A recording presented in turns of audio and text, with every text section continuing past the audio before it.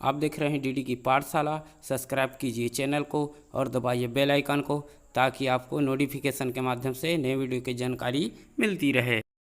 Hello my dear student, आज हम English reader class 7 lesson 10 अवर little river का question answer जानेंगे। आप देख रहे हैं डीडी की पाठशाला। मैं हूं आपका गुरुजी दानेश्वर ध्रुव जी। तो करते हैं क्वेश्चन का आंसर बनाना शुरू जी।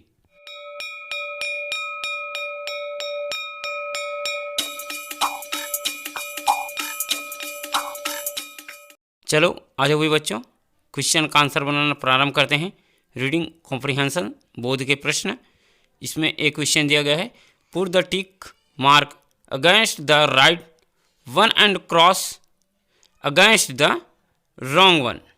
अर्थात सही कथन के सामने राइट का चिन्ह तथा गलत कथन के सामने क्रॉस का चिन्ह लगाओ। तो इस तरह से हमें सही कथन में राइट का चिन्ह लगाएंगे और गलत कथन पर रॉन्ग का चिन्ह लगाएंगे। तो आंसर बनाना प्रारंभ करते हैं। पहला पॉइंट दिया गया है, the river is knee deep in summer. अर्थात ग्रीष्मकाल में नदी जो है घुटने तक गहरी होती है। तो इसका आंसर रहेगा राइट। सेकंड देखते हैं, it is not easy to cross the river in summer. अर्थात गर्मी में इसको पार करना आसान नहीं होता। तो इसका आंसर रहेगा क्रॉस। तीसरा पॉइंट देखते हैं, the river is straight. River जो है सीधी है। तो इसका भी आंसर रहेगा क्रॉस। 4 नंबर देखते हैं, the river is dirty. River जो है गंदा है। तो इसका भी रहेगा क्रॉस। 5 नंबर देखते हैं, children play in the river. बच्चे नदी में खेलते हैं। तो इसका भी रहेगा रॉन्ग। 6 नंबर देखते हैं, the village houses situated far away from the river. तो इसका भी रहेगा रॉन्ग, अर्थात क्रॉस मारेंगे इसमें भी। 7 नंबर दिया है, the river fills itself up to the brim in summer. तो ये भी क्या रहेगा, क्रॉस रहेगा। 8वां वाला देखते हैं, they enjoy A festival in the rainy season. अर्थात वे जो है रेनी सीजन का उत्सव मनाते हैं, अर्थात त्यौहार मनाते हैं और मज़ा लेते हैं। तो ये रहेगा राइट। तो इस तरह से एक क्वेश्चन का आंसर बन जाता है। अब आ जाते हैं question B, answer the following questions. अर्थात निम्न प्रश्नों के उत्तर दीजिए। तो इसमें पहला क्वेश्चन दिया गया है, हाउ इज़ द रिवर। अर्थात नदी कैसी है। तो नदी कैसी है इसका आंसर बनाएंगे। तो आंसर बन जाएगा, the river is little one twisted and clean. अर्थात नदी छोटी मुड़ी हुई तथा स्वच्छ है। तो इस तरह से पहले क्वेश्चन का आंसर बन जाएगा। अब आ जाते हैं क्वेश्चन नंबर 2 पर, why is it easy to cross the river in summer. अर्थात ग्रीष्म में नदी पार करना आसान क्यों होता है। तो आंसर बनेगा इसका, the river is just knee deep in summer so it is easy to cross it.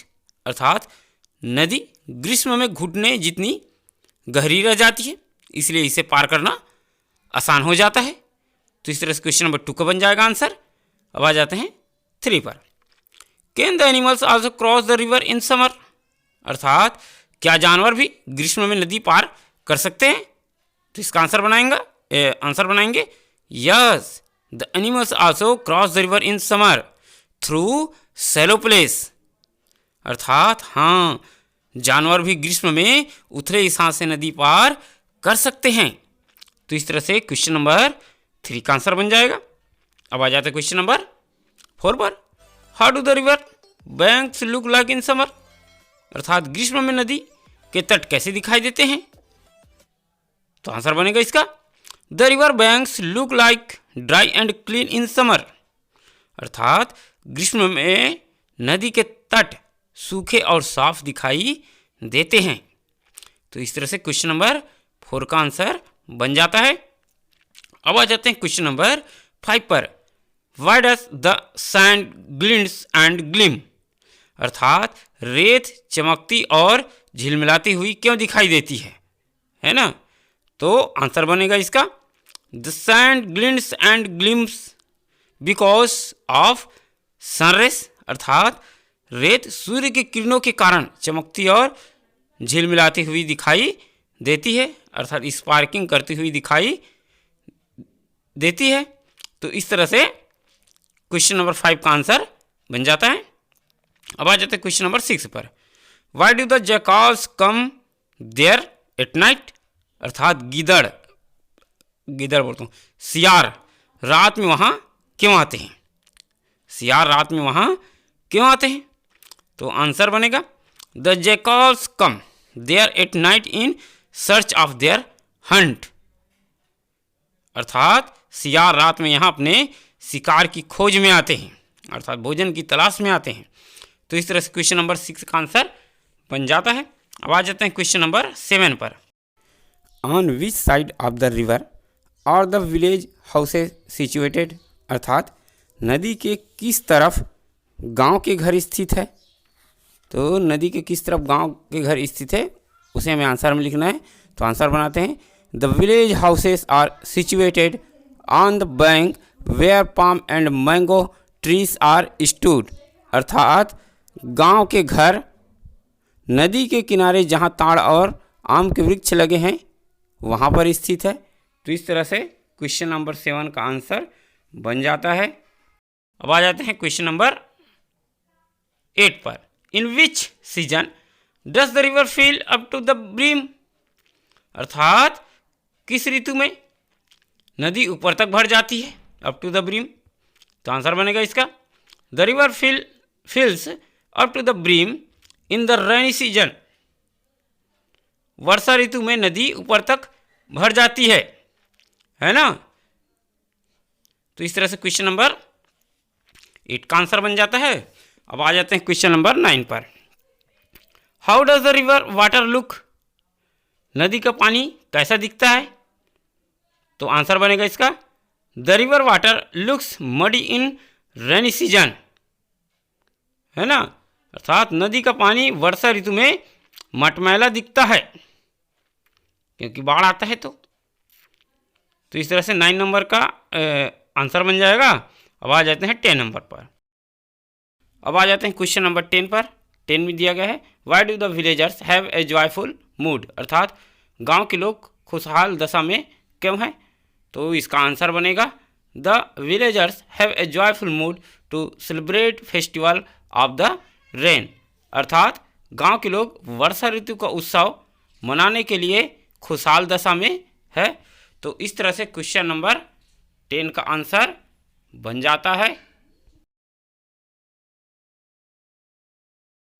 अब आ जाते हैं वोकैबुलरी, शब्दों को शब्द भंडार में। एक क्वेश्चन दिया गया है go through the poem and make a list of describing words, अर्थात कविता में पढ़ो और उसमें वर्णन करने योग्य शब्दों की सूची बनाओ, है ना।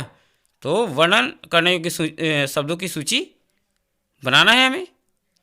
तो आंसर बनेगा some describing words in the poem are twist and turn, first बन जाएगा, सेकंड बन जाएगा नी डिप, थर्ड बन जाएगा, तीसरा बन जाएगा फाक ऑफ मायना, चौथा बन जाएगा जैकाल्स प्राउल, जैकाल्स प्राउल, और छठा बन जाएगा लिफी सेड, सातवां बन जाएगा स्टैंड एरॉयड, आठवां बन जाएगा up to the brim, 9 number का बनेगा कोर्स, 10 नंबर का बनेगा जॉयफुल मूड। तो इस तरह से क्वेश्चन एक आंसर बन जाता है। अब आ जाते हैं इसी का क्वेश्चन 2 पर। दिया गया है pick up the rhyming words from the poem for the following words and supply 1 words more for each, अर्थात कविता में दिए गए शब्दों के लिए समान उच्चारण वाले शब्द अलग करो, अर्थात राइमिंग वर्ड अलग करो, तथा प्रत्येक के लिए एक अन्य शब्द और लिखो।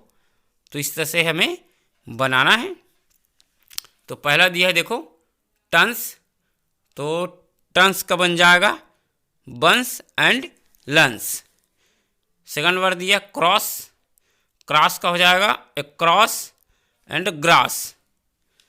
थर्ड दिया गया है हाई, हाई का हो जाएगा ड्राई एंड क्राई। अगला दिया है क्लीन, तो क्लीन का हो जाएगा ग्लिम एंड लेन। नेक्स्ट दिया है बेड, और बेड का हो जाएगा स्प्रेड एंड रेड।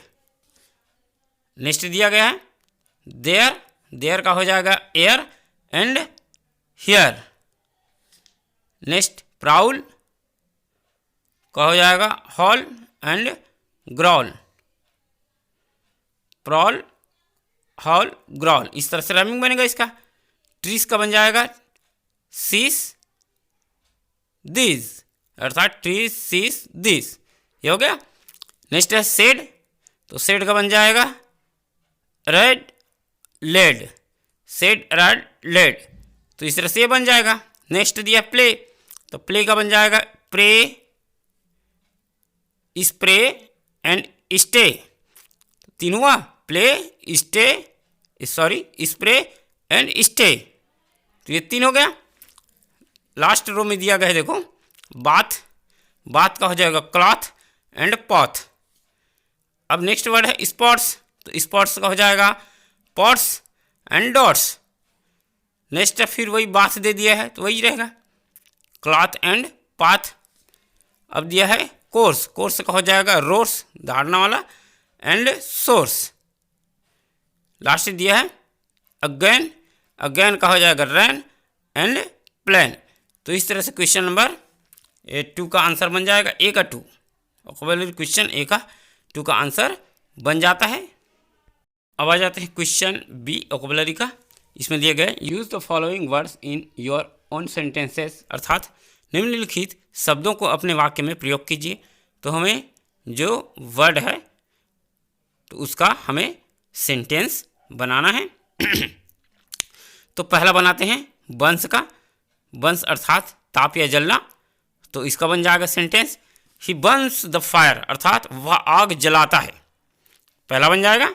दूसरा दिया है चैटर, अर्थात चिड़ियों की चहचहाट, है ना, तो इसका सेंटेंस बनेगा the birds chatter on the trees, तो ट्री में क्या करते हैं, चहचहाट करते हैं, तो इसका हिंदी ट्रांसलेशन जाएगा पेड़ पर चिड़िया चहचहाती है।